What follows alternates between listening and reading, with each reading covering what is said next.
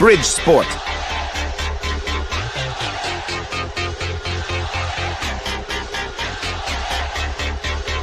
Bridge Sport. Yes, reka nongere mbasuhuze kandi mbifurize kugira ibihe byiza. Mu by'ukuri mbifurize kugira intangiriro nziza z'icyumweru, uwa mbere mwiza. Abantu bose nizere ko bari mu mirimo igiye itandukanye, imirimo idutunze twese muri rusange birumvikana. Ku rundi ruhande uba ukeneye kumenya byinshi bigiye bitandukanye biri kuvugwa mu isi ya siporo. Hari abantu batajya bakunda kubona umwanya wenda wo kuba yagera ku kibuga cyangwa se yagera ku myitozo, ariko akaba akeneye kumenya ngo ikipe yanjye ihagaze gute, ikipe yanjye imeze gute. Ibyo byose turahari ku bwanyu kugira ngo tujye tubabwira ngo ese bimeze gute. So kino cyumweru dutangiye hari byinshi cyane biri kugenda bivugwa mu mupira w'amaguru. Ikiri kuvugwa cyane ni igikombe cy'amahoro kirimo hagati mu cyumweru, hanyuma nanone tutibagiwe isoza ry'imikino ya shampiyona. Ni imikino ya shampiyona iri mu mpera z'iki cyumweru, birumvikana guhera kuwa gatanu kugeza cyumweru imikino yose izaba irangiye. Ni imikino ya shampiyona n'umunsi wa 27 wa shampiyona tugiye kugenda twinjiraho. Gusa mbere na mbere ka tubanze duhere mu gikombe cy'amahoro, nicyo kiri gutegurwa kugeza kano kanya. Ese niki kiri kuvugwa mu makipe yombi? Ngiye guhera muri Murera, muri Rayon Sport igiye guhangana n'ikipe ya Bugesera. Bugesera hari byinshi cyane byagiye bitangazwa ni ikipe ya Bugesera. Umuntu akibaza se Bugesera ifite mu by'ukuri ifite imbaraga n'umugongo byo kuba yabasha guhagarika ikipe ya Rayon Sport mu gikombe cy'amahoro? Ibyo byose nibyo gutegereza tukareba. Gusa hari amakuru avugwa mu makipe yombi. Ayo ni amakuru tugiye kugenda tugarukaho. Mbifuriza gukomeza kugira ibihe byiza mwe mwese mukomeza kubana natwe. Reka nkubwire akantu gatoya niba bishoboka, niba utarakora subscribe yikore. Naka kanya rwose ntago bigoranye no gukozamo urutoki cyangwa igikumwe bikarangira, cyangwa se niba wanakunze video cyangwa ukunda ibiganiro byacu, kora kuri like, ntacyo bitwaye, ntacyo byagutwara mu by'ukuri. Reka dutangirire mu ikipe ya Rayon Sport, ariko mbere yo kuyinjiramo kamanze nkubwira amakuru makeya avugwa muri Bugesera. Dutekereze niba iyi kipe yatera impungenge ikipe ya Rayon Sport. So Bugesera ni ikipe itozwa n'umugabo witwa Haringingo Francis. Haringingo ni umugabo watoje ikipe ya Rayon Sport. Icyo ni icyambere. Rayon Sport y'Ibugesera iyoborwa n'umugabo witwa Gahigi. Ni umugabo umaze igihe kinini cyane muri shampiyona y'u Rwanda, ni umugabo umaze igihe kinini ndetse ari no muri board ya Rwanda Premier League. Ni umugabo usanzwe uzi iby'umupira, ni umugabo utari umwiga mu by'ukuri muri ibi bintu. Hanyuma murabizi uwitwa Sam Karenzi. Uyu nguyu uruhande rumwe abantu benshi bajya mushinja kurwanya Rayon cyangwa se ibindi, wenda akenshi na kenshi ubusanga we mbwe avuga ko akunda Rayon, atari ko wenda abayobozi rimwe na rimwe akaba atagenda yumvikana nabo muri rusange. Uyu mugabo yabaye mu ikipe ya Bugesera, afite inama, afite inararibonye, afite byinshi yabafasha mu kuba bakuramo ino kipe ya Rayon Sport. Ese ibyo byatera impungenge? Uwitwa Haringingo Francis ku itariki 5 z'ukwezi kwa 4 z'uku kwezi turimo 2024 yagize gutya anganya n'ikipe ya Marine mu mukino bakinaga wa shampiyona, ntiyabasha kubona amanota 3.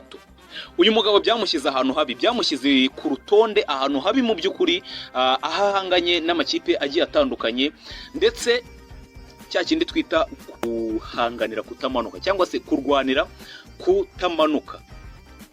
Ni ibintu bigoranye cyane yahuye nabyo. Gusa umuntu akibaza ngo ese yabasha kuba yazukira ku ikipe ya Rayon Sport? Kugeza kuri uno munsi wa shampiyona Bugesera iri mu makipe amanuka kugeza ubu. Ni ikipe ya 15 n'amanota 28. Irusha ikipe ya nyuma amanota 2 yonyine, kubera ko Etwari iri ku mwanya wa nyuma n'amanota 22 kandi baracyifitaniye umukino. Ikipe ya Sunrise ni iri imbereho gatoya, irusha Bugesera amanota 2. Ubwo Etenseri nayo iri imbereho iyirusha abiri, ni ukuvuga ngo amakipe atatu yose guhera kuri Gorilla ya 12 ifite amanota 26, Etincelle 26 ndetse na Sunrise amanota 26, Bugesera ikaziza inyuma n'amanota 24. Umuntu impamvu nkubwiye bino ikintu bisobanuye ni igiki? Umutoza hari ingingo asoza uno mukino yarafitanye n'ikipe ya Marine akarangiza atawutsinze. Marine nayo ntago yari yakarokoka, ifite amanota 28, cyumvikane ko ibura amanota 2 yonyine kugira ngo wenda ibe yakwizera kutamanuka. So uyu mugabo agisoza uno mukino yavuze amagambo akomeye cyane. Hari ingingo ati mu by'ukuri turi guhangana no kutamanuka, nibihe bikomeye turimo kandi dufite amakipe akomeye ari imbere. Mu makipe ari imbere yavugaga afitemo Rayon Sport ni yagiye guhita kurikizaho, ubwo ni muri shampiyona. Hanyuma akazakurikiza ikipe ya Police Football Club, azakina na Muhazi ndetse na Etwari, na amakipe yose yo mu burasirazuba ndetse ari no mu makipe ari kumanuka. Impamvu nkubwiye ibyo ngibyo ni iyi ngiyi. Rayon Sport bafitanye icyo twakwita ni nka double confrontation, kubera ko ni umukino bafitanye ku itariki kuri uno wa gatatu, ku itariki 17, hanyuma ku itariki 20 nabwo bakagira n'undi mukino wa shampiyona. Ni ukuvuga ngo bagiye guhura mu gikombe cy'amahoro hanyuma banamanuke mu mukino w'igikombe cya shampiyona. Ibyo bisobanuye iki kuri Rayon Sport? Ahangana impamvu natangiye nkubwira ngo ari ingingo n'umuyobozi we Gahigi n'umujyana uno nakwita nk'umujyanama mukuru afite witwa Sam Karenzi. Aba bose ni abantu bazi Rayon Sport, ni abantu batarabiga mu mupira w'u Rwanda. Isaha n'isaha umuntu ashobora kwibaza ngo ese hari ikintu bakora. So Ferwafa icyo yatangaje kuri Rayon Sport, yatangaje ko igomba ngo kubaha abasifuzi mpuzamahanga, kuva kuhagaze hagati mu kibuga kugeza ku bitambaro, kugeza kuri komiseri ndetse n'undi wese wagira uruhare urwo ari rwo rwose mu mirangirire y'ikibuga cyangwa se ya rezilita zo mu kibuga. Ibi Ferwafa yamaze kubyizeza amakipe yombi. Destination y'abasifuzi iraza ngo kuba iri perfect kubasifuza amakipe yombi yemera. Ntabyo kuvuga ngo uyu nguyu wenda ngo asanzwe twiba ngo cyangwa se ngo igitambaro cye ntitucyizeye. Abakinnyi abasifuzi bafite badge za FIFA ndetse na CAF, babasifuzi aho ashobora gukora ikosa bikaba byamugiraho ingaruka mu rugendo afite rwa CAF. Umuntu uri ku rutonde rwa CAF ufite badge mpuzamahanga, ikipe wenda CAF ishobora kuba yamwitabaza akajya kuba asifura n'ahandi, uwo nguwo abo nibo bagomba kuza kuri uno mukino. So Ferwafa rero yamaze kwizeza amakipe yombi ati ikijyanye n'imisifurire ndetse n'ikijyanye n'ikibuga nimugire impungenge, mwe mutuze mutegura ibyanyu ku makipe yombi. Hari abantu benshi batekerezaga ko Rayon Sport na Bugesera zishobora gufixinga ngo wenda imwe ikaba yarekurira indi mu gikombe cy'amahoro, imwe ikarekurira indi aho bikenewe cyane. Ibyo ngibyo ngo nta bihari. Abayobozi ku mpande zombi batwijeje ko nta bihari, cyane cyane ku ruhande rwa Rayon Sport. Julien Mete ku mugoroba ubwo yagarukanaga n'abahungu be mu myitozo yaje kubwira bamwe mu itangazamakuru yabiryandika ndetse n'irivuga twe twese, aravuga ati ntago ngewe mba nshaka kuba nabona abakunzi cyangwa se abafana b'ikipe ya Rayon Sport bababaye cyangwa se bijimye ku maso kubera gutsindwa. Birumvikana umukino uheruka barawutsinzwe wa shampiyona, ariko igikombe cy'amahoro ati ndaza kugikina nka hari finali. Ati ndetse abafana bacu bijeje ko turaza gukora ibishoboka byose tukabereka ko turi ikipe ikomeye, kandi nibyo mu by'ukuri. Ati iki gikombe nicyo kigomba kudufasha kuba twasohokera tugasohokera ikipe, tukaba twasohokera igihugu mu mikino ya CAF Confederation Cup. Birashoboka, birumvikana ko icyitwa imikino ya shampiyona yo Rayon Sport yamaze kurekura ntabwo bishoboka ko yagitwara, biragoye cyane.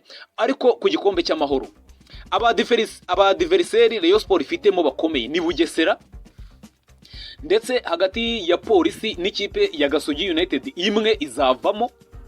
Ubwo birumvikana n'imikino ibiri, kimwe cya kabiri guhura na Bugesera arero turu ukayikuramo ukagera finali. Burya iyo wageze finali umakinga ashobora ko uyitwaye, ntabyo kuvuga ngo ndakina neza, ndakina umupira mwiza, makinga ashobora ko igitego kigiyemo ibindi birorere. Izo ni ingamba z'uwitwa Julien Mete yagiye atubwira kuri ku mugoroba w'ejo. N'uyu munsi imyitozo iraza kubikomeza, hari andi makuru menshi turaza kugenda tuganiraho cyangwa se tuvuganaho. So ikijyanye na prime muri Murera bamaze kutwizeza ko ihari, nubwo batigeze batubwira agaciro k'amafaranga mu by'ukuri ahari, amafaranga yamaze gushyirwaho.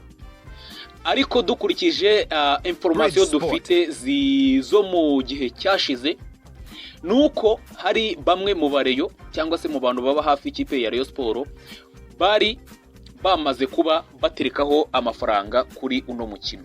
Bose barabizi ko ari cyo gihe cyo gufatanyiriza hamwe, nicyo gihe cyo gukorera hamwe kugira ngo ikipe igere ku musaruro.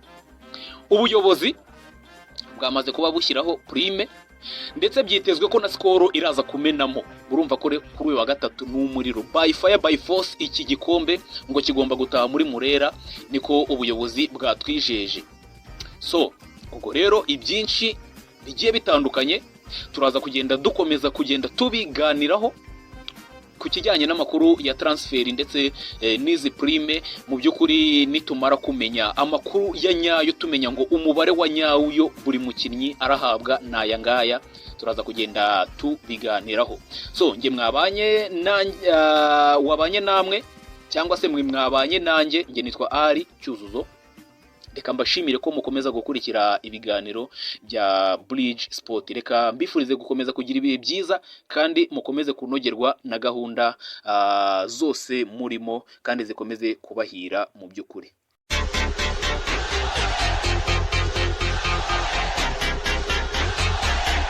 Bridge Sport.